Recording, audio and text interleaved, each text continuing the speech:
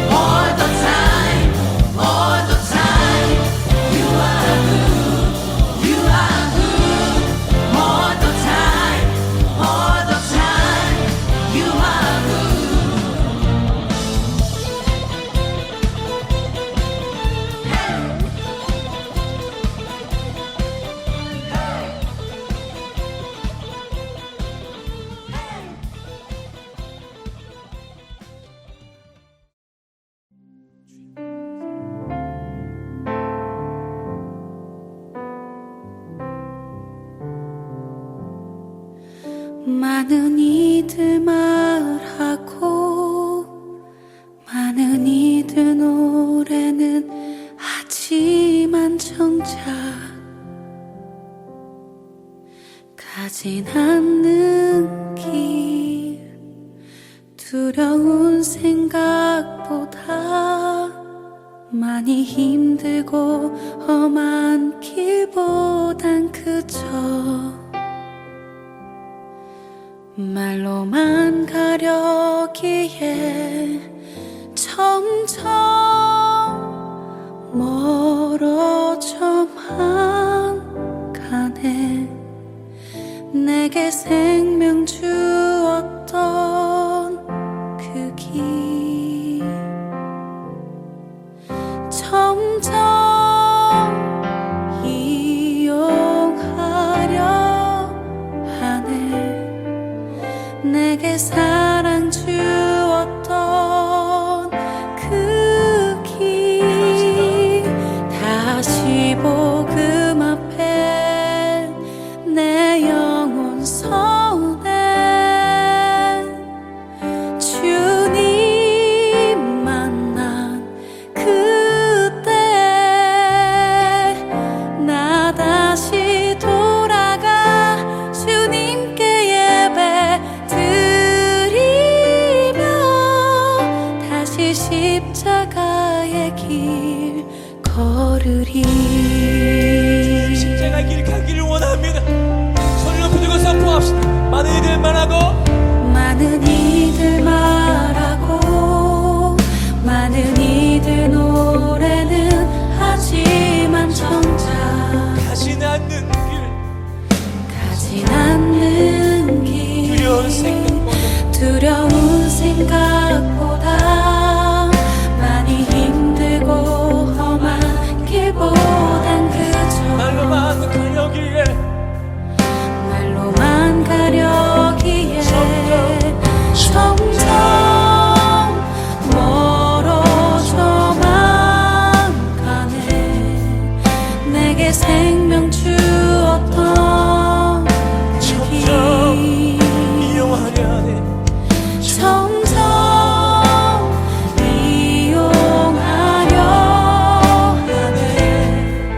내게 사랑 주었던 그 길 다시 복음 앞에 내 영혼 서네.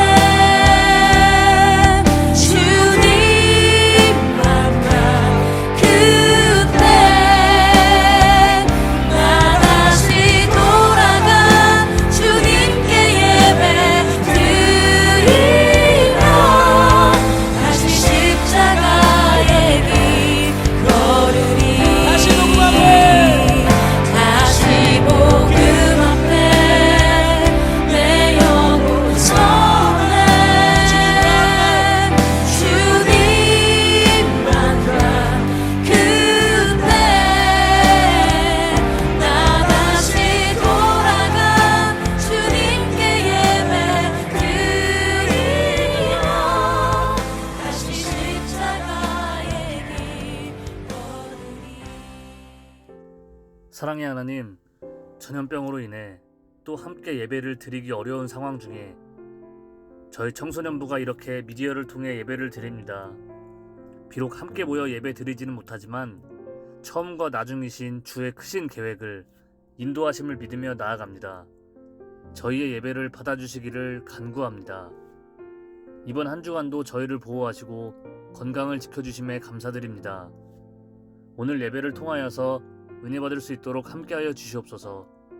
성경 읽기와 기도로서 믿음을 지킬 수 있도록 인도하여 주옵소서. 내가 사망의 음침한 골짜기로 다닐지라도 해를 두려워하지 않을 것은 주께서 나와 함께하심을 고백하며 나아갑니다. 예배의 자리를 지킬 수 있는 청소년부 모두가 되기를 기도드립니다. 예수님의 이름으로 기도드립니다. 아멘.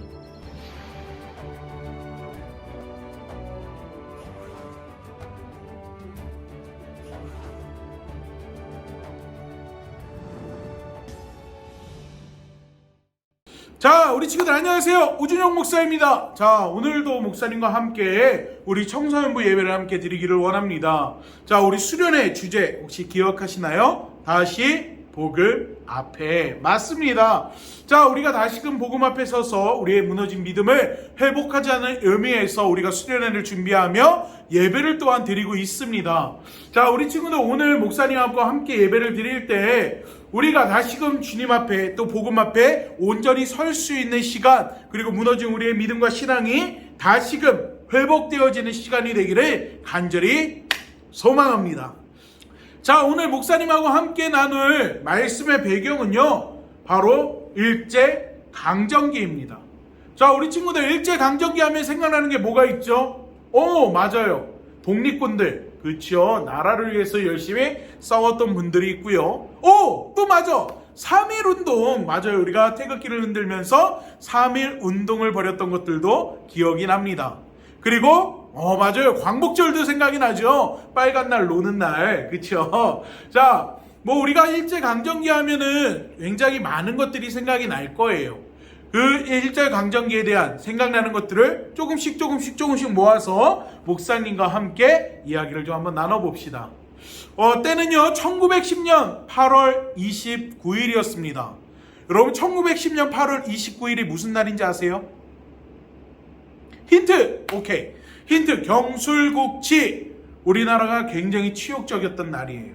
어떻게 알았어? 맞아요. 일제강점기가 시작된 때입니다. 우리나라가 국력을, 주권을 잃어버리고 일본의 통치를 받기 시작한 때예요.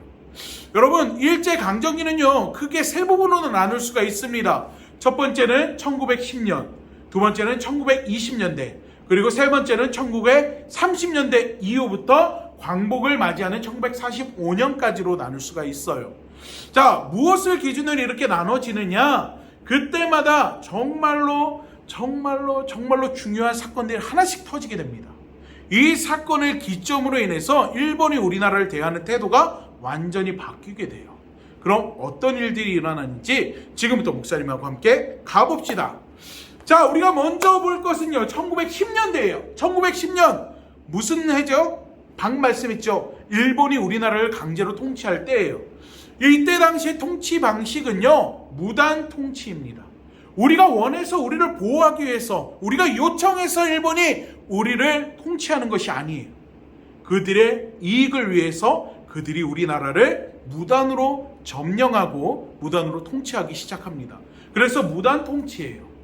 자, 무단 통치하는 데 있어서 한 가지 특징이 있어요. 이들이요, 일본 사람들이요 우리나라를 통치하는데 어떻게 하느냐? 힘으로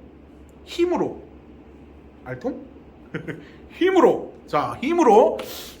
통치를 하기 시작합니다. 왜요? 자, 만약에 누가 여러분의 집에 딱 들어왔어요. 그래가지고 여러분 마음대로 냉장고도 열어가지고 막 먹을 것도 꺼내 먹고, 여러분 컴퓨터를 가지고서 막 게임을 하고 있고, 또 소파에 누워서 TV도 막 보고 있는다고 한번 생각을 해봅시다. 그럼 여러분 어떻게 하시겠어요? 아저씨 누구예요? 나가세요! 이렇게 얘기하지 않겠어요? 마찬가지예요. 자, 일본에서 우리나라에 들어와가지고 자기들 마음대로 통치를 하려고 할 때 우리는 어떤 생각이 듭니까? 쟤들이 뭔데 우리나라에 들어와서 저거 뭐 하는 거야? 라고 생각할 수 있겠죠. 자, 그러면 어떻게 합니까? 어떻게 해야 막 항의하고 막 반항을 하고 이런 이들을 어떻게 하면 잠재울 수 있겠습니까? 딱 하나요. 힘의 논리. 힘으로 눌러버리겠다는 거죠. 일본이 딱 그랬어요. 여러분이 만약에 아저씨 누구세요? 우리 집에 들어온 사람한테 얘기했는데 갑자기 이 사람이 칼을 딱 꺼내가지고 식탁에다가 땅 꽂아놓고서 뭐? 불만 있어? 라고 이야기하면 여러분 어떻게 하시겠습니까? 아무 말도 못해요. 목사님은 그럴 것 같아. 여러분은 용감하게 싸울지 모르지만, 자, 마찬가지예요. 왜 칼 얘기를 했느냐? 이때 당시에 일본이요 이 칼을 차고서 사람들을 무력적으로 위협적으로 대하기 시작합니다. 무슨 말이냐? 자, 일본이 우리나라를 통치하고 무단으로 점령하고 난 이후에 행했던 일들이 바로 이 무단 통치라는 거예요. 그들은요 헌병제, 즉 헌병이 경찰이에요. 헌병 경찰제라는 것을 시행을 해가지고요 강제적으로 통치를 합니다. 그런데 이 헌병 경찰들이 무엇을 하느냐? 즉결 심판을 할 수 있는 권한을 가지고 있는 거예요. 말을 안 들어요. 그런 말을 하는 그 자리에서 그 사람을 처벌할 수 있는 거예요. 근데 처벌하는 데 있어서 어떻게 처벌하느냐? 굉장히 혹되게, 정말로 악하게 처벌을 하게 됩니다. 그래서 그때 당시에 경찰들은요, 여러분 드라마에서 혹시 보셨나요? 칼을 차고 다니는 경찰들, 그 일본의 군사들이에요. 거기에다가 조선 총독부라는 것을 세우게 됩니다. 이 조선 총독부를 세우고서요, 이 총독이 우리나라를 관할을 하는데, 이 총독이 어떤 사람이냐? 육군, 해군, 공군의 대장급이에요. 그래서 실제로 우리나라를 무력으로 군대가 주둔하면서 통치하게 되는 것입니다. 그러면서 강압적으로 통치를 하면서 칼을 차고 해요. 여러분 조금 이따가 사진이 하나 보일 텐데 보이시죠? 이 사진을 보면은요, 이거는요 졸업식 사진이에요. 학생들이 있고 그 앞에 보면은 칼을 차고 있는 정복을 입은 사람들이 있어요. 그 사람들이 누구냐? 헌병들일까요? 아니요, 선생님들이세요. 교사예요. 교사들도 학교에서 칼을 차고서 강압적으로, 위협적으로 수업을 진행을 했다라는 것입니다. 그리고 우리나라를 점령했으니까 이제 뭐 해야 돼요? 우리나라에 있는 것을 빼앗아 가야 되잖아요. 그래서요, 근대적인 토지 소유권을 제공하겠다라는 의미로 너희들 토지 신고해. 그러면은 내가 너희들 이 재산 보장해 줄게 라고 이야기를 해요. 기간을 정해놓고요.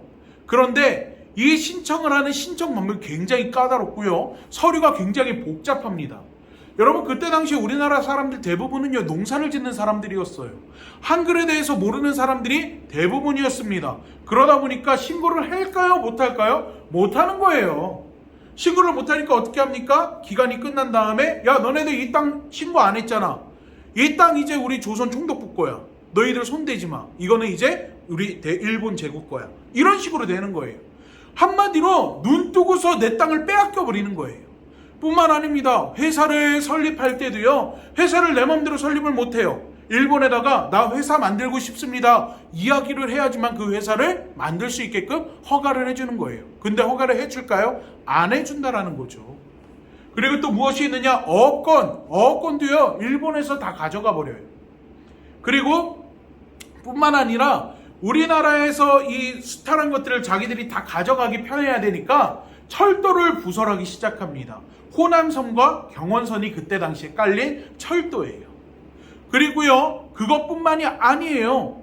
이 일본이 얼마나 나빴냐? 우리나라 사람들을 대상으로 어떤 일들을 행하느냐? 태형이라는 것을 부활시킵니다. 조선 사람들만 대상으로요. 자, 태형이 뭘까요? 여러분들 사극 같은 거 보면은요, 이렇게 사또 앞에서 그 형틀에다가 묶어놓고 엉덩이 때리잖아요. 그게 바로 태형이에요. 이 태형이 없어졌었는데 일본 사람들이 조선 사람들을 대상으로만 이 태형이라는 것을 만들어 놓습니다. 이유가 뭐예요? 매로 다스리겠다는 거죠. 자, 그러면 우리나라 사람들 가만히 있었을까요? 아니요, 그렇지 않습니다. 우리나라도요, 우리나라 나름대로의 저항 운동들을 만들기 시작해요. 국내에서도 그리고 국외에서도요. 여러분 신민회라는 거 혹시 들어보셨습니까? 안창호 선생님이 만든 신민회. 즉 무슨 말이냐? 국내에서 이 비밀결사 조직을 만들고요, 우리의 독립을 위해서 일을 하기 시작했다라는 거예요. 하지만 안타깝게도 실패합니다. 하지만 멈추지 않아요. 독립의군부 그리고 대한광복회 같은 조직들이 계속해서 만들어집니다. 우리나라 밖에서는요, 국외에서는요, 만주, 연해주를 중심으로요, 독립군들을 양성할 수 있는 학교들이 세워지고요, 그리고 민족 지도자들을 교육할 수 있을 만한 교육기관들이 세워지기 시작합니다. 그리고 독립을 할 수 있도록 지원할 수 있는 조직들이 조금씩 구성을 갖추게 된다는 거예요. 그러다가 한 가지 사건이 일어나게 됩니다. 여러분 한번 생각해 보세요. 하루아침에 내가 농사짓던 땅을 빼앗겼어요. 대대로부터 물려내려오던 내 조상님들이 물려주셨던 그 땅들을 빼앗겼어요. 그럼 어떻게 될 것 같아요? 억울하잖아요. 억울해가지고 억울하다고 이야기하면 억울하다고 얘기했다라고 또 나를 때려요. 나를 탄압해요. 이게 얼마나 부당합니까? 이 부당함을 견디다 못한 사람들이요, 거리에 나와서 독립운동을 시작합니다. 여러분 우리가 잘 알고 있는 3.1운동, 3.1 만세운동. 자, 이 3.1 만세 운동이 언제 일어나느냐? 1919년 3월 1일 날 일어나게 돼요. 많은 사람들이 나와가지고 태극기를 흔들면서 대한독립 만세를 외치기 시작합니다.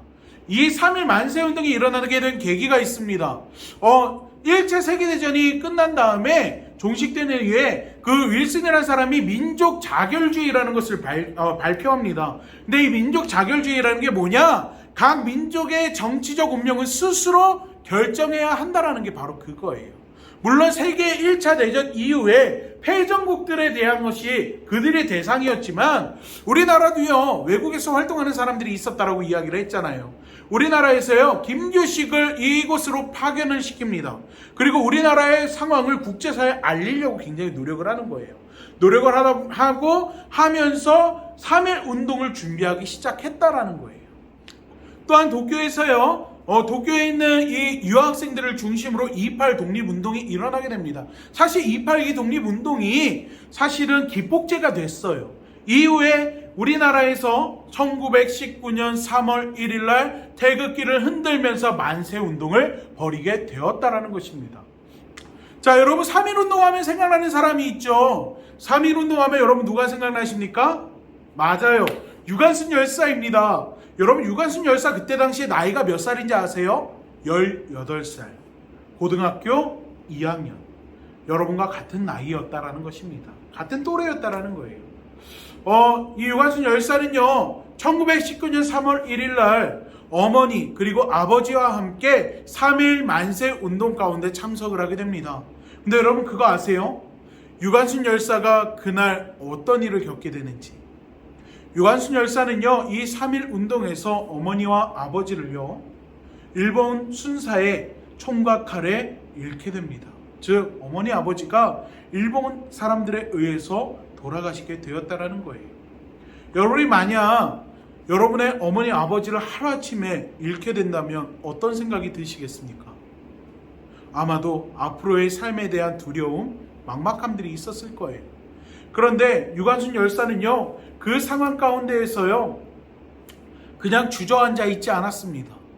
불과 한 달이 지난 이후에 1919년 4월 1일, 음력으로 3월 1일입니다. 딱 한 달이 지났어요. 한 달이 지난 이후에 아우네 장터에서요, 아우네 만세 운동에 참석을 하게 됩니다. 그곳에서요, 아주 주도적으로 그 만세 운동을 이끌게 됩니다. 결국 아우네 만세 운동의 혐의로 인하여서 일본군에게 체포되게 되고요. 그리고 여러분 서울에 있는 서대문 형무소 알고 계시죠? 서대문 형무소 가운데로 끌려가게 됩니다. 여러분 이 사건을 통해서요, 유관순 열사는요, 18의 나이에 징역 5년을 선고받게 돼요. 하지만 징역 선고를 받았다 할지라도 이 유관순 열사는요, 멈추지 않고 계속해서 만세 운동을 이끌어갑니다. 무슨 말이냐? 여러분 이 유관순 열사가 갇혀있는 서대문 형무소는요, 그때 당시에 굉장히 악명이 높았습니다. 감옥 안에요, 5명이 들어갈 수 있는 자리예요. 근데 이 5명이 들어갈 수 있는 방 안에 여러분 몇 명이 들어가 있었는지 아십니까? 35명이 들어가서 생활을 했다고 해요. 여러분이 잘 알고 있는 김구 선생님의 말에 의하면은요, 그때 당시에 그곳에서 모든 사람이 누워서 잘 수 없어서 조를 나눠서 일부 사람들은 서 있고 나머지 사람들이 누워서 자고 다시 일어나서 교대로 잠을 자게 되는 그런 상황 가운데 있었다라고 이야기합니다. 이 서대문 형무소는요, 정원이 500명 정도예요. 근데 실제 이곳에 이곳에 잡혀있던 우리 독립 열사들, 그리고 억울하게 잡혀있던 우리나라 사람들이 몇 명이었는지 아십니까? 무려 3,000명이 이곳에 수용되어 있었다라고 이야기합니다. 이 사실만 놓고 봐도 일본이 얼마나 잔인하고 정말 얼마나 인권을 유린했는지를 우리는 알 수가 있다라는 거예요. 자, 우리 유관순 열사는요, 이 열악한 상황 속에 있는 이 서대문 형무소에서요, 한 번에 3.1 운동, 만세 운동처럼요, 한 번에 만세 운동을 더 일으키게 됩니다. 1920년 3월 1일 서대문 형무소에 있는 많은 독립 열사들과 함께, 그곳에 있는 많은 우리나라 사람들과 함께 태극기를 흔들며 대한독립 완세를 외치게 되었다라는 것입니다. 이로 인해서 우리 유관순 열사는 정말로 모진 고문을 당하게 돼요. 여러분, 유관순 열사가 이 서대문 형무소에서 당한 고문이 몇 가지인지 아십니까? 그 종류만 93가지라고 이야기를 합니다. 18살에 정말로 왜소한 체구의 그 어린 학생이 93가지의 고문을 당했다라는 것 여러분 상상이 되십니까? 또한 이 서대문 형무소에서 만세운동을 했다라는 이유로 지하 독방에 갇혀지게 되는데요. 여러분, 이 지하 독방은요, 허리를 펴고 설 수 없는, 정말로 허리를 구부려야만 들어갈 수 있는 그런 곳이었습니다.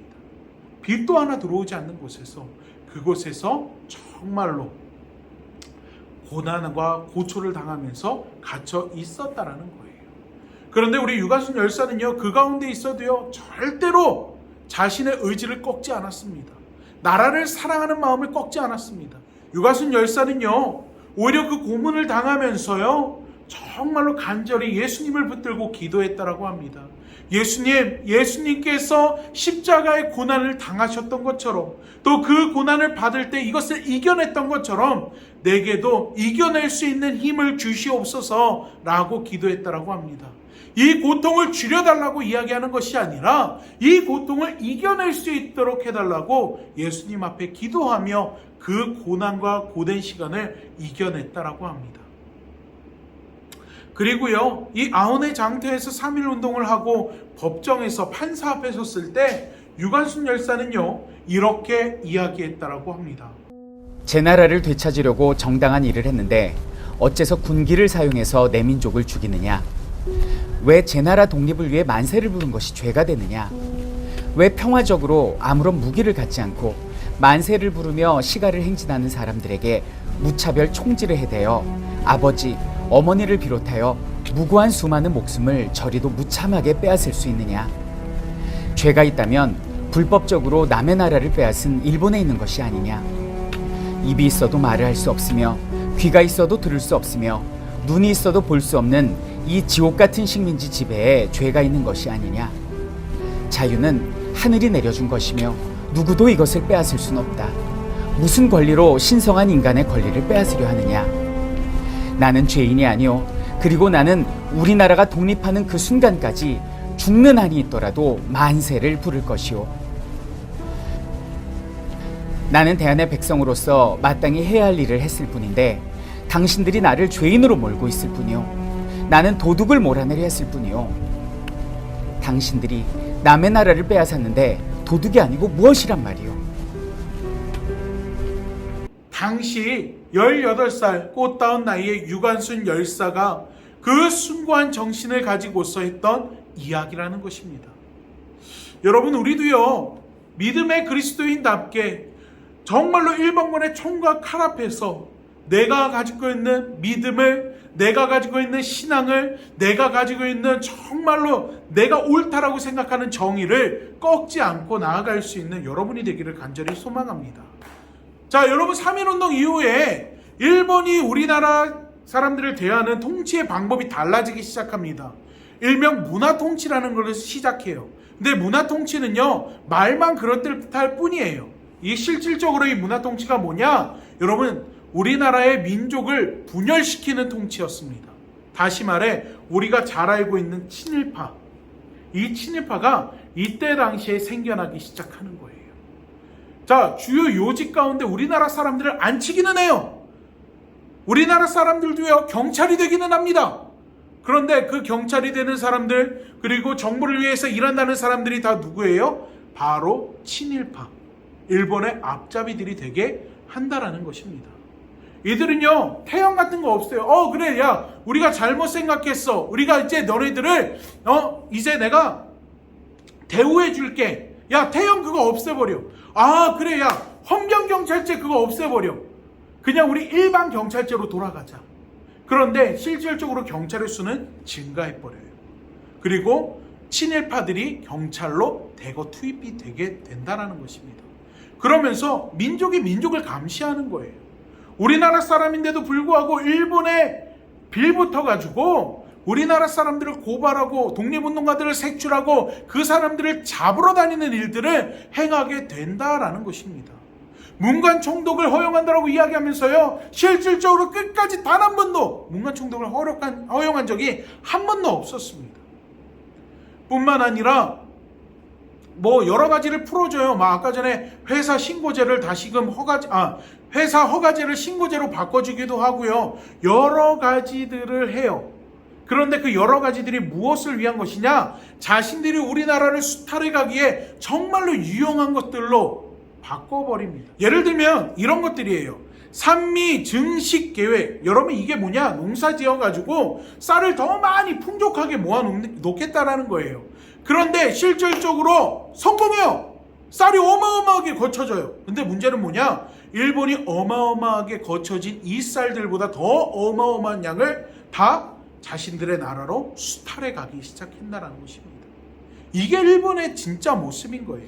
자, 여러분뿐만 아니라 치안유지법이라는 것도 만들어요. 치안유지법, 우리가 생각할 때 뭐 범죄를 줄이고 뭐 국가의 치안을 안정적으로 만든다, 이런 내용일 것 같지요? 아니요. 여러분, 독립군들이 계속해서 여기저기서 일어나가지고 정말로 일본군들을 그리고 일본 정부를 힘들게 하니까 이들이요, 치안유지법이라고 해서 독립군들을 색출할 수 있는 법들을 만들어낸 것입니다.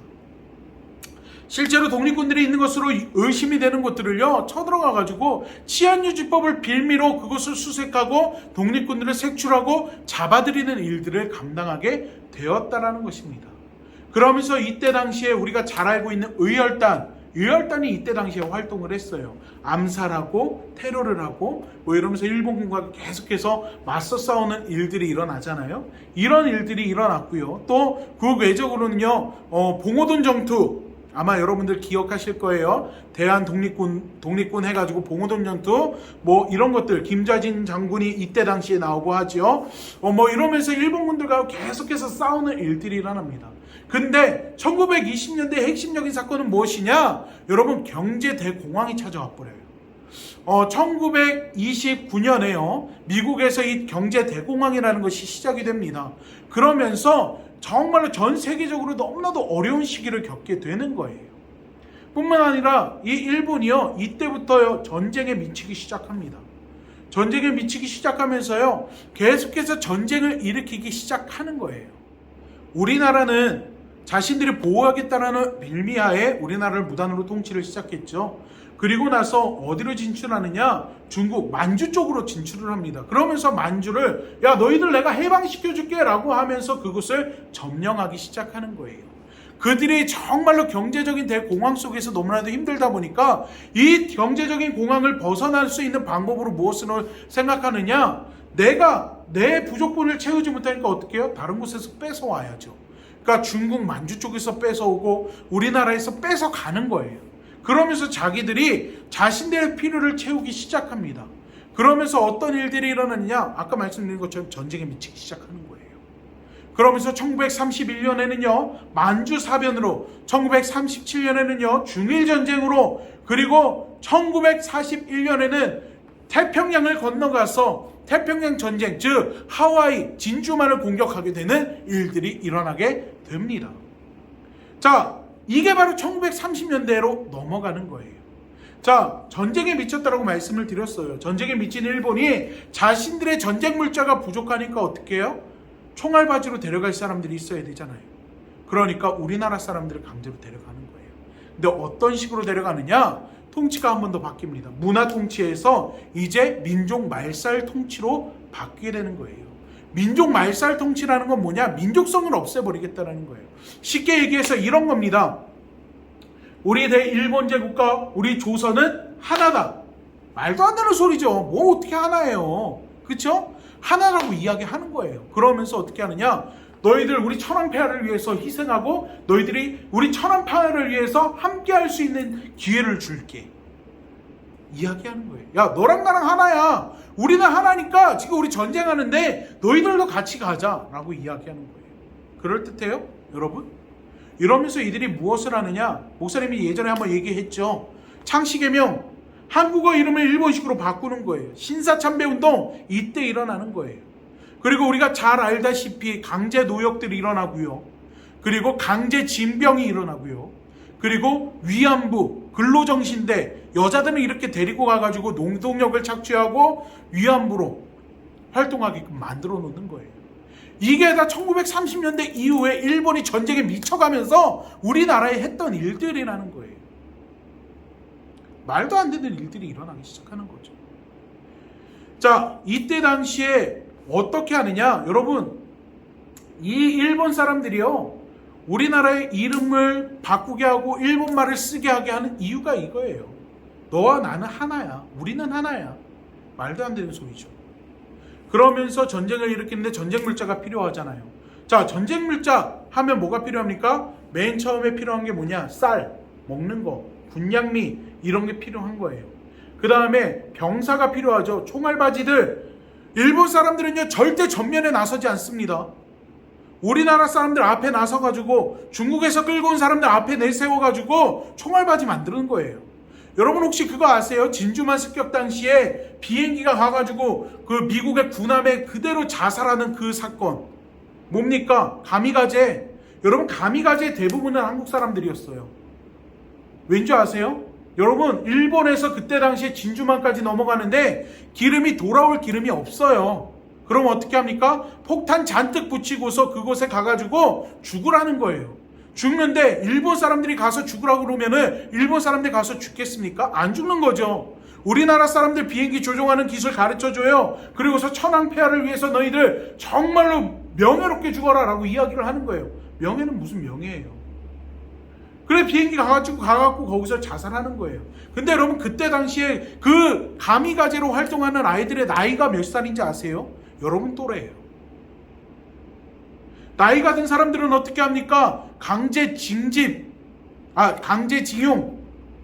가가지고요. 여러분 군함도라는 영화 보셨죠? 탄광에서 계속 석탄 캐는 거 그런 일들 시키는 거예요. 미쯔비시 이런 데 가가지고 계속해서 전쟁 물자 만들게 하는 거예요. 뿐만 아닙니다. 총알 뭐로 만드는지 아세요? 대포 뭐로 만드는지 아세요? 노수로 만듭니다. 그러니까 노숟가락, 노젓가락, 노그릇 다 뺏어가는 거예요. 그게 일본이 우리에게 저지른 일들이라는 거예요. 이름 바꾸고 야 니네 교육받게 해줄게. 무슨 교육이에요? 고등교육은 받지도 못하게 했어요. 그게 일본이 했던 일들이라는 거예요. 왜? 머리 좋아지면은 독립군들 될까봐. 그 상황에서 신사참배하라고 이야기합니다. 여러분 신사참배를 거부한 사람들이 있어요. 누군지 아세요? 대표적으로 우리 주기철 목사님이에요. 여러분 주기철 목사님은요 1910년 우리나라가 주권을 잃어버리는 그때 그의 성탄절날 예수님을 믿기로 하였습니다. 그리고요 1914년 북한에 있는 오신학교에 입학해서 공부를 하다가 지병 때문에 다시 고향으로 내려오게 돼요. 그런데 고향으로 내려와서 그럼 가만히 있었느냐? 그렇지는 않았어요. 우리 주기철 목사님은요 웅진 청년운동단이라는 것을 결성하고요 민족 계몽운동 단체인 교남학회라는 것을 만들어서 청소년들을 상대로 계몽운동을 하기 시작합니다. 왜? 알아야 우리나라를 자주독립할 수 있다라고 생각했기 때문이에요. 이후에 주기철 목사님은요 평양신학교에 가셔서 목회자가 되기로 생각을 하시고 평안신학교에 가셔서 신학을 공부하시고 목사님이 됩니다. 그리고 양산과 부산, 마산에서 목회 활동을 하면서 신사참배 반대운동을 주도했습니다. 그런데 그때 당시에 이 신사참배에 대해서 굉장히 강하게 탄압을 했던 데가 어디냐면 북한 평양이에요. 평양교회. 왜? 그때 당시에는 이 평양교회가 어떻게 보면 우리 한국 기독교의 중심이 되는 곳이었거든요. 일본에서 볼 때 이곳만 잡으면 이곳만 우리가 잡아놓으면 나머지는 다 따라온다라고 생각을 했던 거예요. 그런데 주기철 목사님께서 이 평양교회에 부임을 하게 됩니다. 그리고 이 평양교회에 부임해서 계속해서 했던 것이 무엇이냐? 신사참배에 대해서 반대를 하세요. 그리고 신사참배에 반대한다라는 명목으로 1938년 6월 모든 자녀들이 보는 앞에서 이 주기철 목사님 일본 순사들에 의해서 끌려가게 됩니다. 그리고 난 다음에 어떤 일이 일어나느냐? 1938년 9월 전국 27개 노회가요 이 평양에서 모이게 됩니다. 목사, 장로, 그리고 선교사까지 총 193명이 모이게 돼요. 이들이 총회라는 것으로 모이게 되는데, 총회에서 안건은 하나예요. 신사참배 찬성하는 거. 그런데 이 자리에 193명의 목회자과 장로들만 있었느냐? 아니, 그렇지는 않았어요. 이곳에 93명의 순사들, 형사들이 그곳 가운데 있었습니다. 그리고 그들이 보는 앞에서 강제적으로 신사참배가 이루어지게, 통과가 되게 되어집니다.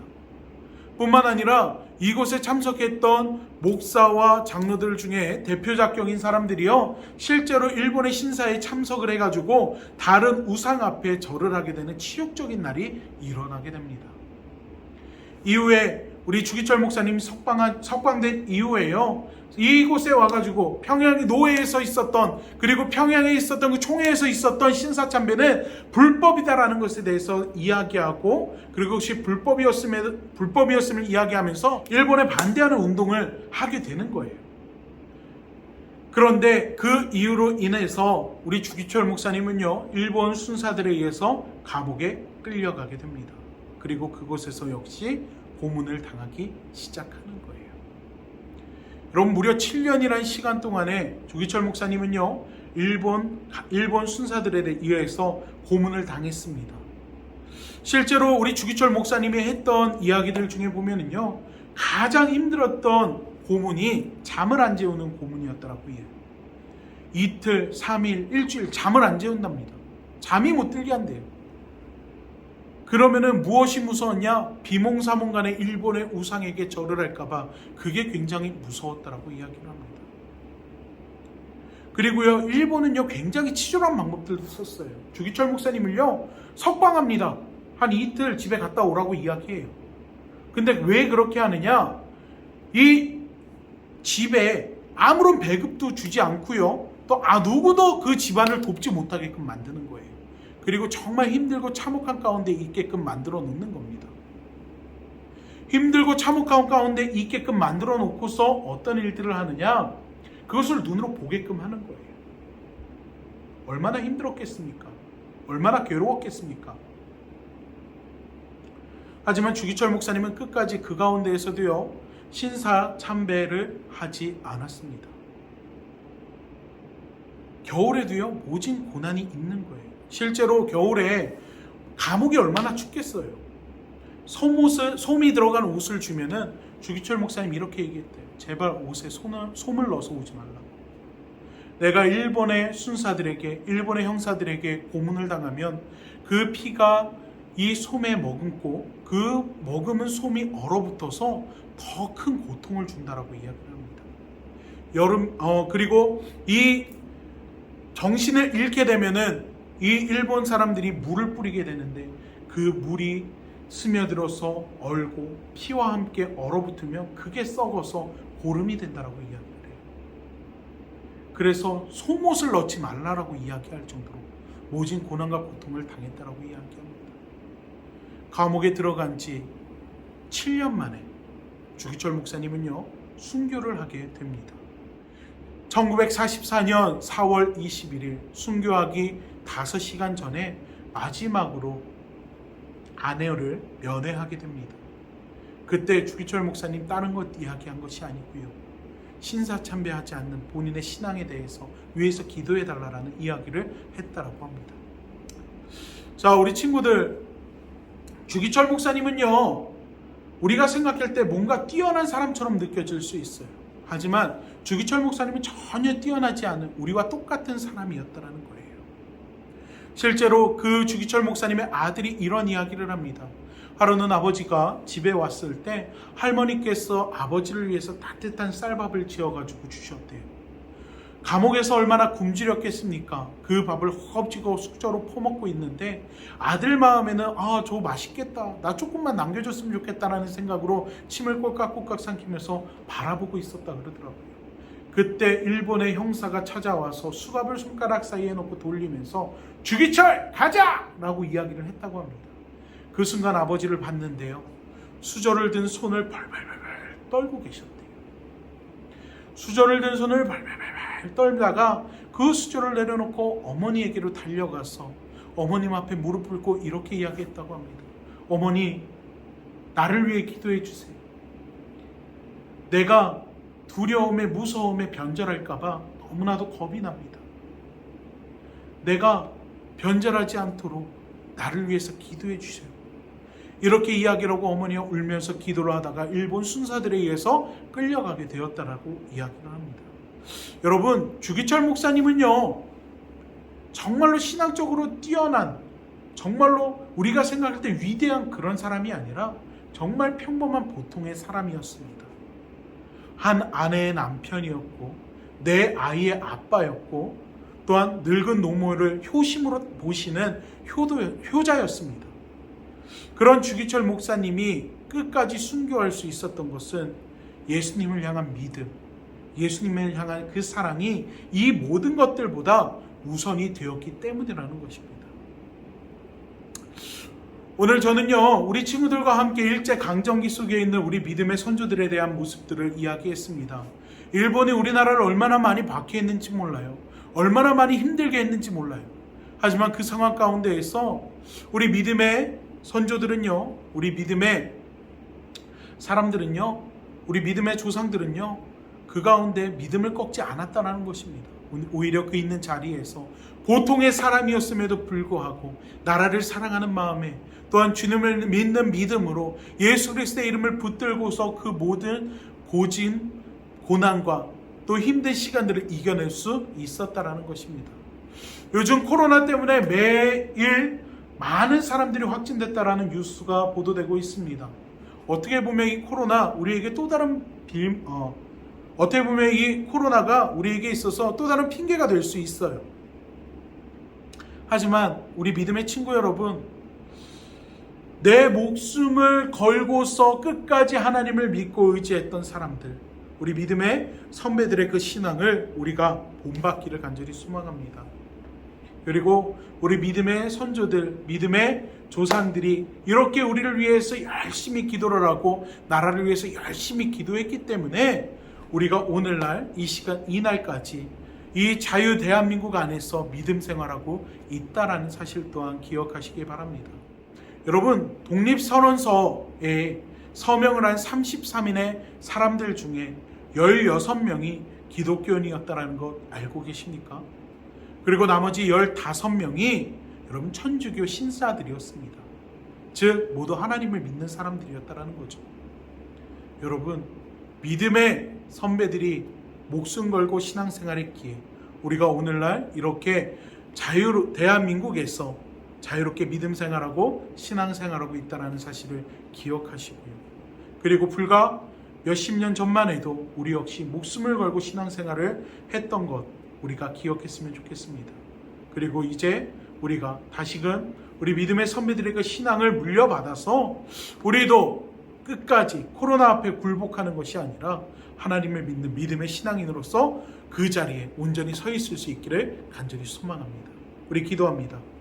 하나님, 우리가 이 땅을 살아갈 때 우리도 믿음의 선배들처럼 우리가 우리의 연약한 믿음을 통하여서 쓰러지고 넘어지는 것이 아니라 오히려 우리가 있는 자리에서 하나님을 드러내고 끝까지 의지할 수 있는 믿음의 신앙인이 되기를 원합니다. 하나님, 우리 친구들 오늘 함께 나눈 말씀을 기억하게 하여 주시고 오늘 함께 나눈 말씀 가운데 하나님의 크신 은혜와 능력을 경험할 수 있는 우리 친구들이 될 수 있도록 은혜를 더하여 주시옵소서. 또한 우리의 연약한 믿음이 오히려 우리 믿음의 선배들처럼 그 상황 가운데서 온전히 일어나고 믿음으로 승리할 수 있는 우리 친구들이 될 수 있도록 주의 은혜를 베풀어 주시옵소서. 예수님의 이름으로 기도합니다. 아멘.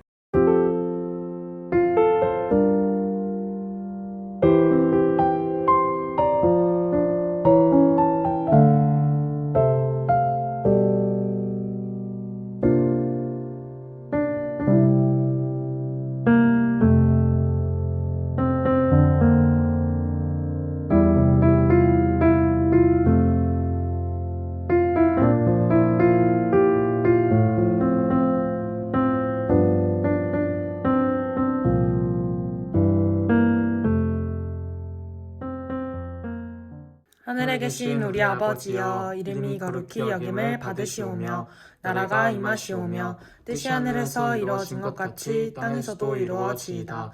오늘 우리에게 일용할 양식을 주시옵고 우리가 우리에게 죄 지은 자를 사하여 준 것 같이 우리의 죄를 사하여 주시옵고 우리를 시험에 들게 하지 마시옵고 다만 악에서 구하시옵소서. 나라와 권세와 영광이 아버지께 영원히 있사옵나이다. 아멘. 오늘의 광고. 첫 번째, 예배드린 후 각자 단톡방에 예배드렸다고 인증하기. 유튜브에 댓글 달아주면 저번 주와 동일하게 추첨을 통해 기프티콘을 드립니다. 무려 파인트! 두 번째, 7월 29일부터 30일 청소년부 온라인 여름 수련회가 진행됩니다. 신청한 친구들 집으로 수련회 키트를 보낼 예정이니 기대하시라 고라파덕.